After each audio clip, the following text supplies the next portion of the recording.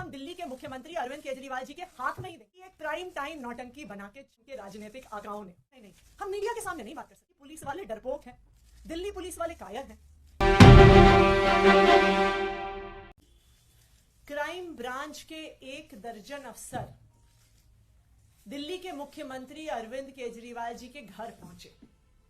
Crime branch का एक तथाकथित नोटिस लेके पहुंचे। कहते हैं कि ये नोटिस हम दिल्ली के मुख्यमंत्री अरविंद केजरीवाल जी के हाथ में ही देंगे। आज सुबह वही आधा दर्जन क्राइम ब्रांच के अफसर मेरे घर पहुंचे। 2-3 घंटे तक वहां पे इंतजार किया। कभी अंदर गए, कभी बाहर गए, कभी घर के पीछे के दरवाजे पे गए, कभी आगे के दरवाजे पे आए।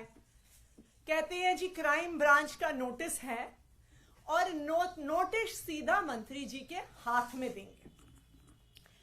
वैसे तो जो बेचारे क्राइम ब्रांच के अफसर आए, हमें उन बेचारों पे की दया ही आती है। दया इसलिए आती है कि जब पुलिस में आए होंगे, प्रमोशन के बाद इंस्पेक्टर बने होंगे, एसीपी बने होंगे, तो तब सोचा होगा कि पुलिस में आके देश की सेवा करेंगे। तब सोचा होगा महिलाओं की सुरक्षा करेंगे। तब सोचा होगा देशवासियों के लिए कुछ करेंगे। लेकिन आज उन बेचारों को टीवी की एक प्राइम टाइम नौटंकी बना के छोड़ दिया है उनके राजनीतिक आकाओं ने। जब वो बेचारे दिल्ली पुलिस वाले, क्राइम ब्रांच वाले बार बार कहते हैं, कल जैस्मिन जी की उनसे सीएम रेजिडेंस के सामने कुछ बातचीत हुई नोटिस को लेके, तो कहते हैं नहीं नहीं नहीं नहीं नहीं, हम मीडिया के सामने नहीं बात कर सकते, हम मीडिया के सामने नहीं बात कर सकते, अंदर आओ, हम मीडिया के सामने नहीं बात कर सकते। तो पूरे दिल्ली में, पूरे देश में क्या मैसेज जाता है? मैसेज जाता है कि दिल्ली पुलिस वाले डरपोक हैं, दिल्ली पुलिस वाले कायर हैं।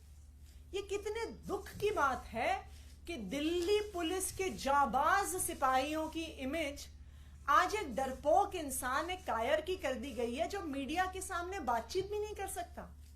आप ये सोचिए कि दिल्ली के क्रिमिनल्स क्या सोचेंगे कि भाई इन दिल्ली पुलिस वालों से डरना जो 2-4 कैमरामैन से डरते हैं। एनीवे, तो कल आए क्राइम ब्रांच वाले 3-4 घंटे की इस नौटंकी के बाद मुख्यमंत्री अरविंद केजरीवाल जी को एक नोटिस देके गए।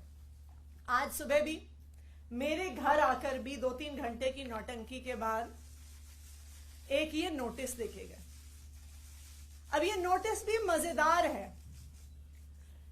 ये नोटिस ना तो एफआईआर है, ना ये किसी प्रकार का समन्स है, ना इसमें आईपीसी की कोई धारा, ना इसमें सीआरपीसी की कोई धारा, ना इसमें पीएमएलए की कोई धारा, ना इसमें प्रिवेंशन ऑफ करप्शन एक्ट की कोई धारा। तो कुल मिला के क्राइम ब्रांच 48 घंटे की नौटंकी के बाद मुख्यमंत्री अरविंद केजरीवाल जी और मुझे एक चिट्ठी देके चला गया है, जो वो कह रहे थे कि हम हाथ में ही देंगे। इतनी महत्वपूर्ण चिट्ठी है। मैं कई बार सोचती हूँ कि हमारे तो घरों में कभी अमेज़न वाले आते हैं, कभी फ्लिपकार्ट वाले आते हैं, कभी सरकारी कर्मचारी डाक की फाइलें लेके आते हैं। तो ये तो स्वाभाविक बात है कि वो फाइलें, वो डिलीवरी ऑफिस में ही छोड़ी जाती है। कोई मुख्यमंत्री, कोई मंत्री डाक के डेस्क पे बैठ के चिट्ठी रिसीव करने के लिए नहीं बैठा। लेकिन जो कल हुआ वो उन पुलिस वालों की गलती नहीं है, उनके राजनीतिक आका हैं जो हमसे कुछ सवाल पूछना चाहते हैं। तो वो हमसे पूछना चाहते हैं कि आखिरकार किसने आम आदमी पार्टी के विधायकों को ऑफर दिया। तो मैं दिल्ली पुलिस के राजनीतिक आकाओं को बताना चाहती हूं कि आपको इतनी नौटंकी करने की जरूरत ही नहीं थी। मैं आज प्रेस कॉन्फ्रेंस करके उन सवालों का जवाब दूंगी कि आखिरकार किसने आम आदमी पार्टी के विधायकों को करोड़ों रुपए के ऑफर दिए। वही लोग हैं जिन्होंने 2000 2016 में उत्तराखंड में 9 कांग्रेस के विधायकों को कांग्रेस से तोड़कर बीजेपी में शामिल किया था। जिन लोगों ने उन 9 कांग्रेस के विधायकों को तोड़ा था, उन्होंने ही आम आदमी पार्टी के विधायकों को संपर्क किया। गोवा 2019 जुलाई, जब 14 एमएलए कांग्रेस पार्टी के 17 उनके टोटल विधायक जीत के आए थे, उनके 14 एमएलए कांग्रेस छोड़ के भारतीय जनता पार्टी में चले गए। जो लोग उन 17 कांग्रेस के विधायकों के पास गए थे, वही लोग आम आदमी पार्टी के विधायकों के पास आए। कर्नाटका 2019, मई 2018 में कांग्रेस और जेडीएस की सरकार बनी। एचडी कुमारस्वामी मुख्यमंत्री बने। जुलाई 2019 में कांग्रेस और जेडीएस के 17 विधायक टूटकर भारतीय जनता पार्टी में चले गए। जो लोग उन 17 कांग्रेस और जेडीएस के विधायकों को पैसा ऑफर करने आए थे, धमकियां देने आए थे, वही आम आदमी पार्टी के विधायकों के पास आए। मध्य प्रदेश 2020, कमलनाथ मुख्यमंत्री थे, कांग्रेस की सरकार थी। 22 कांग्रेस के विधायक कांग्रेस छोड़कर, टूटकर भारतीय जनता पार्टी में शामिल हो गए। तो जो उन कांग्रेस के 22 विधायकों को खरीदने आए थे, उनको तोड़ने आए थे, वही आम आदमी पार्टी के विधायकों के पास आए। और लेटेस्ट, जो अभी कुछ ही दिन पहले पूरे देश ने देखा, महाराष्ट्र में नवंबर 2019 में उद्धव ठाकरे महाराष्ट्र के मुख्यमंत्री बने। लेकिन 21 जून 2022 को शिवसेना के नेता एकनाथ शिंदे 11 विधायकों के साथ बंबई से सूरत चले गए और शिवसेना छोड़कर भारतीय जनता पार्टी के साथ मिलकर उन्होंने सरकार बना ली। तो जो लोग एकनाथ शिंदे के साथ साथ 11 विधायकों को तोड़ने आए थे, वही लोग आम आदमी पार्टी के विधायकों को तोड़ने आए। और जो तेलंगाना में हुआ, जो एक स्टिंग के माध्यम से हमने देखा कि कुछ लोग विधायकों को तोड़ने के लिए करोड़ों रुपए कैश लेके घूम रहे थे, वही लोग आम आदमी पार्टी के विधायकों से संपर्क कर रहे हैं। तो मैं क्राइम ब्रांच के राजनीतिक आकाओं को बताना चाहती हूं कि आपको भी पता है कि कौन वो लोग हैं जो पिछले 7-8 साल से एक एक करके ऑपोजिशन की सारी सरकारों को तोड़ रहे हैं। और वही लोग हैं जो आज आम आदमी पार्टी के एमएलए से संपर्क कर रहे हैं। अब मैं जैस्मिन शाह जी से कहूंगी कि वो अपनी बात रखें।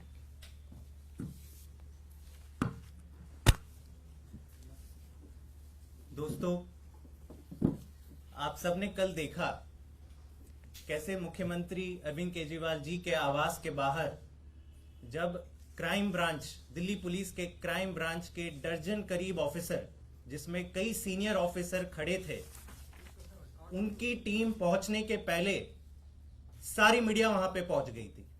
किसने बताया मीडिया को? भाजपा ने बताया। मतलब भाजपा को पता चल जाता है कि अभी क्राइम ब्रांच मुख्यमंत्री आवास पे पहुंचने वाली है। आज मंत्री आतिशी जी के यहां क्राइम ब्रांच के वही दर्जन ऑफिसर पहुंच जाते हैं। उससे पहले 2 दर्जन मीडिया वाले पहुंच जाते हैं। और फिर वहां पर 5 घंटे, कल मुख्यमंत्री आवास के बाहर 5 घंटे ये क्राइम ऑफिसर अपना सारा काम काज छोड़कर केवल खड़े रहते हैं और कहते हैं नहीं जी, हमें तो मुख्यमंत्री जी से मिलना है।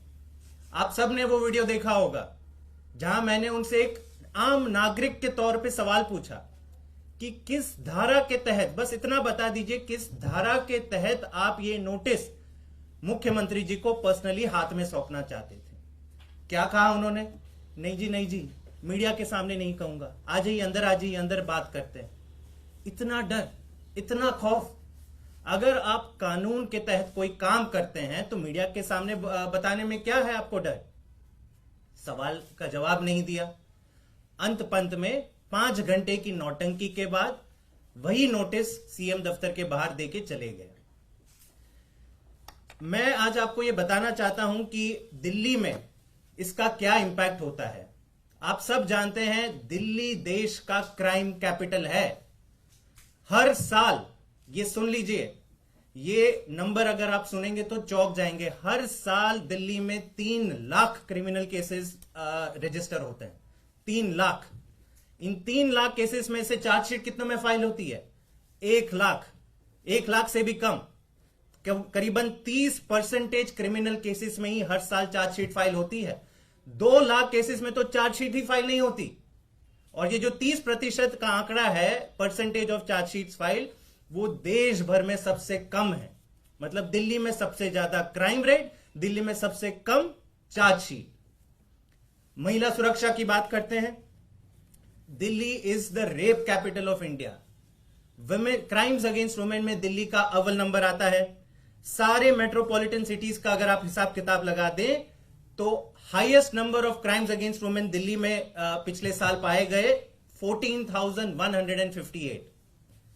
सीनियर सिटीजन्स की बात करें, सारे देश में सबसे ज्यादा क्राइम अगेंस्ट सीनियर सिटीजन्स कहां रजिस्टर होते हैं?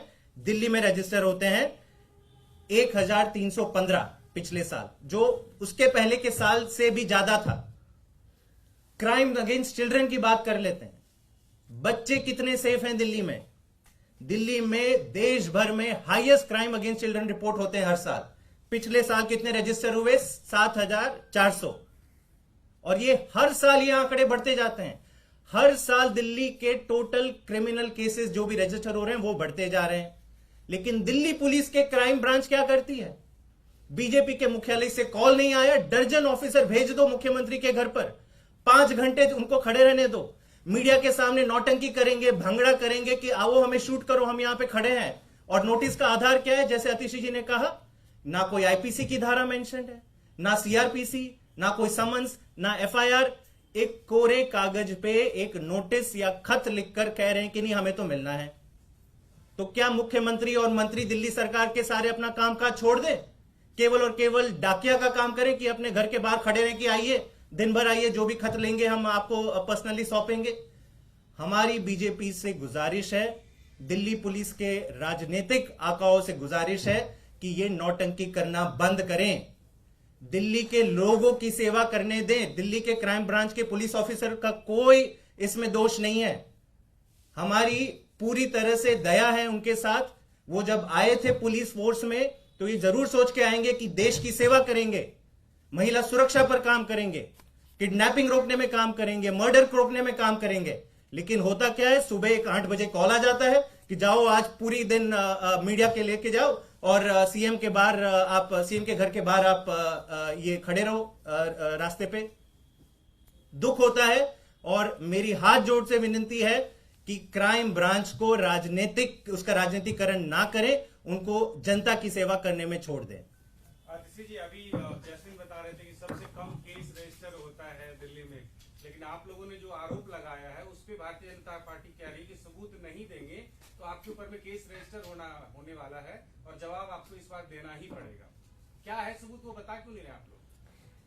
देखिए, हम तो बता रहे हैं कि कौन लोग आए थे। हम तो बता रहे हैं कि वही लोग आए थे जो गोवा में गए थे, वही लोग आए हैं जो कर्नाटका गए थे, वही लोग आए हैं जो तेलंगाना गए थे, वही लोग आए हैं जो मणिपुर गए थे, वही लोग आए हैं जो अरुणाचल प्रदेश गए थे। तो इसलिए ये कोई छुपी हुई बात ही नहीं है कि कौन आया था विधायकों की खरीद फरोख्त करने के लिए। ये आप सड़क पर चले जाइए, सड़क पर चलता हुआ आपको बच्चा बच्चा बता देगा कि कौन कांग्रेस के विधायक तोड़ रहा है, कौन शिवसेना के विधायक तोड़ रहा है, कौन जेडीएस के विधायक तोड़ रहा है, कौन आम आदमी पार्टी के विधायक तोड़ने की कोशिश कर रहा है। मतलब तो इसलिए ये क्या करें, एक भारतीय परंपरा में कहते हैं प्रत्यक्ष ही प्रमाण है, तो ये बिल्कुल प्रत्यक्ष है, पूरे देश के सामने है कि कौन विपक्ष की पार्टियों पर केस कर रहा है, कौन विपक्ष की पार्टियों को डराकर, धमकाकर पैसों का लालच देकर तोड़ने की कोशिश उन्होंने कर रहे हैं। 27 तारीख को